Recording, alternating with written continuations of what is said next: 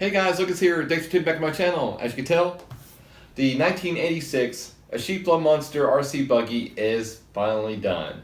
I couldn't be any happier the way it turned out. Well, maybe I could be a little happier if I had the real decals and if I had the gear cover on the back. But other than that, I think she turned out pretty cool. As you know, if you was watching the previous video, I was talking about box art, and I wanted to do this buggy in a box art form because there just isn't any out there. So I thought it'd be kind of cool to do one in the box art. So really cool. The competition orange is the color. The blue that you see is not a sticker, that's all painted on the inside. That is patriotic blue. So it's about as close as I could get it from the box art form. The wheels are silver and with the red center cap. What else is it? I polished it up. The coils, the springs are all done up in white. The bumper's all fixed up. So I think she turned out pretty cool. This is what it looks like now on the inside. So it's a little cleaner. It's washed up. Had a ton of crazy times with the transmission. It did not want to cooperate. It kept on giving me slippage and crunching sounds. That's never good. So had to fix that, and I think it's okay. So we'll see. That's a big problem for these buggies, was that transmission. So I would say it turned out pretty cool. The pros and cons of this car is, the pros is there's not many of them out there, which is kind of nice. The cons, availability is really, can't find them. There's actually two other styles of this buggy. So I found out there's one called the Apollo. I don't have any information on that one, but there's another one called the Super Hawk that I have a little bit of information on, and it's just basically a flatter shell. Like, you could get any flatter than this, but it's more like a car-like shell, but still kind of, it's got like a hood scoop here and everything like that. You might be able to see it online if you Google or something like that. Just put ISHIPLA Super Hawk, and you should be able to find an image or two of that one. I believe that one is in Europe, but I didn't see any here for the States or anything like that. But I don't know. There might be. Maybe you guys might know. So now I'm going to show you what it took to get the car in this stage, and then right after that, you'll see the running portion of the video. And all that's going to start right now. All right, so now we're going to start doing the breakdown. So I've got to remove this old unit and take this out so we can start cleaning it, and then we're going to take this transmission out. All right, so I got a servo I got to repair right here. This is the servo that was in the buggy, this old thing. So I'm going to remove this wire and put on one of these kind of more common style, you know. So the pins have got to go. So I'm going to get that all done up. Like I said, I got this all clean. The shocks look really crisp. They're all fresh and white, and the shocks have been sanded smooth, and oil's been installed, which is nice because you can adjust these shocks and everything, which is cool. Then we need to do the opposite side. So this is how rusty they were. So gotta finish that up. I gotta do the pin. Gotta take apart this shock, clean that out, and then we got this bumper right here. I put some epoxy to kind of repair it because it was cracked right there, if you remember. It's really rough here. Got to smooth that out and paint this guy. I've just painted another black, like a fresh black, and that's pretty much it on that stuff. Got to paint the rims, and you're looking at a Hornet over here that I got. And I just wanted to show you guys a little bit of some similarities here. So I got the Hornet here. You sort of see it between these two bodies. See? So there's a bulging area here on top of the roof on the Hornet. There's not one on the Monster. There's only one vent on the Hornet. There's not two, as you can see. This one's got two vents on the Monster.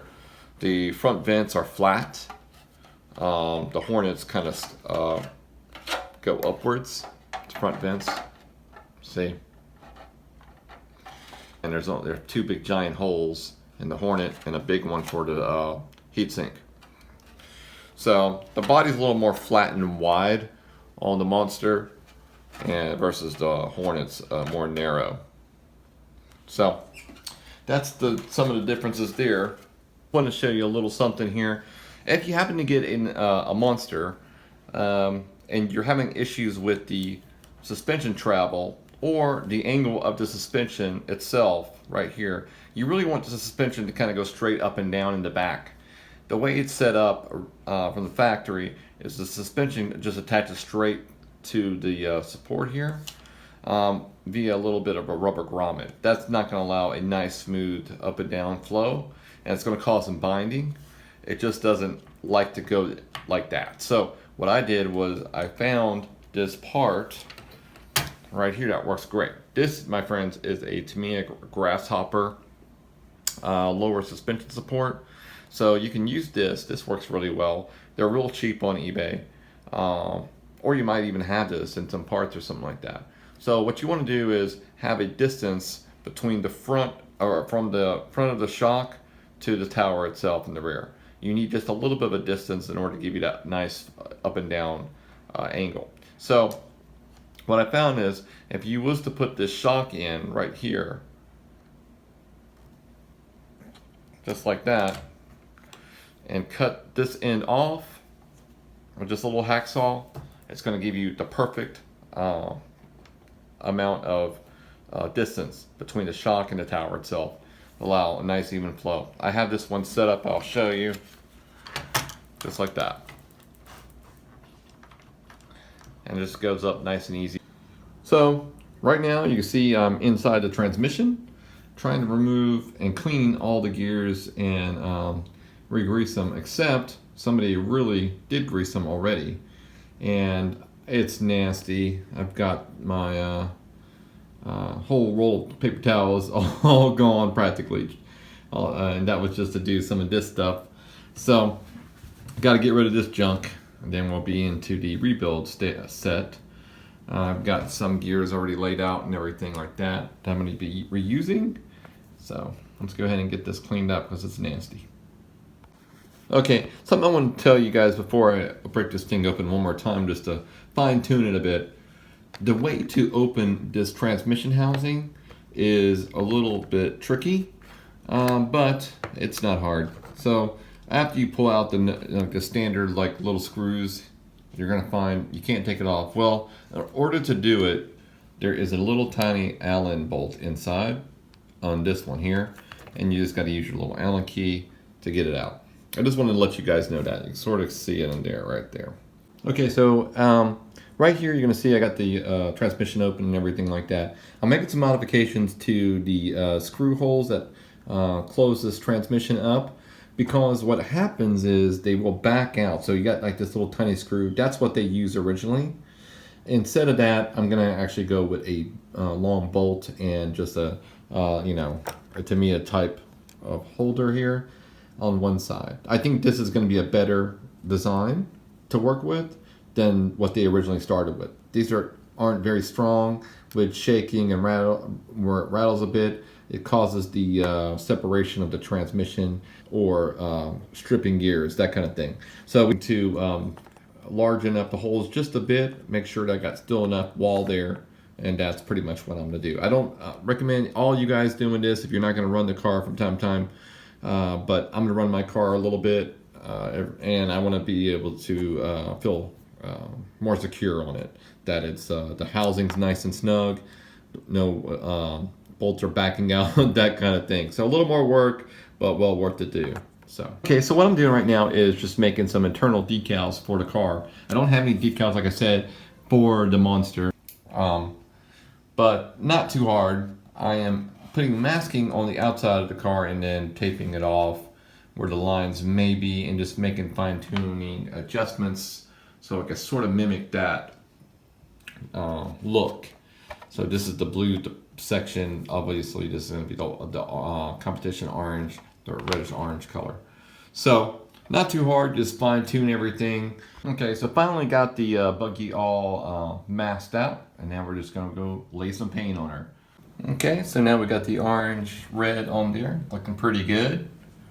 Okay, so right here I made a little piece of aluminum, bent aluminum, Typically you would just rest the ESC or MSC right here, but I made a little bracket right here. I didn't want to set it so close to the ground, so I'll probably just set it right here, add a little tie or something. Alrighty, so now let's go ahead and do the running portion of the video. Cut her on. So just using an 1800 milliamp battery pack for it. Cut her.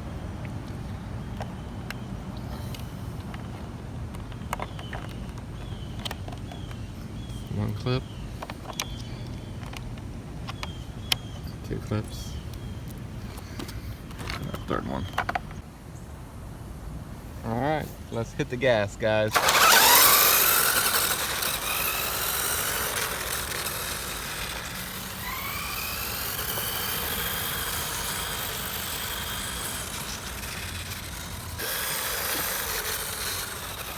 So nice to see the monster out and about.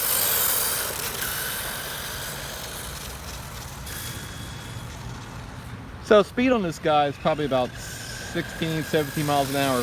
And I think it would actually be better if it was ball bearing fully equipped.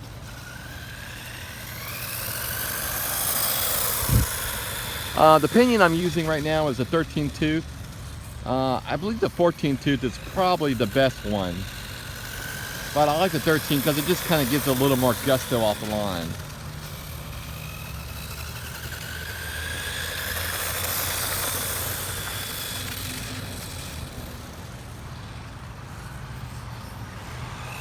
The battery is a 1800 milliamp battery pack, nickel metal hydride.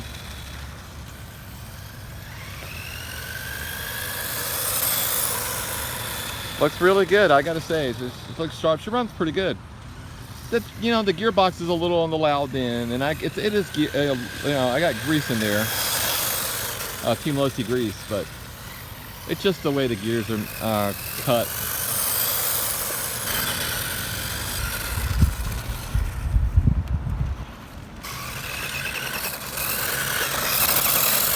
Nice.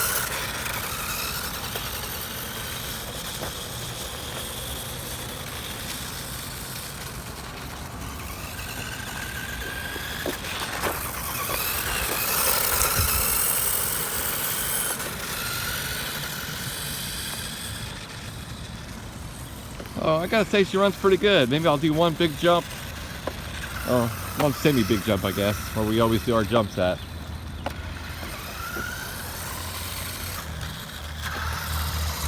I'll do a little. I'll get a jump out of this guy. Decent one this time. Got a little bit of one.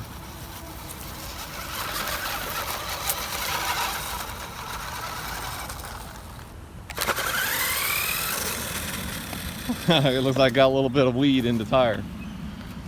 A little grass there.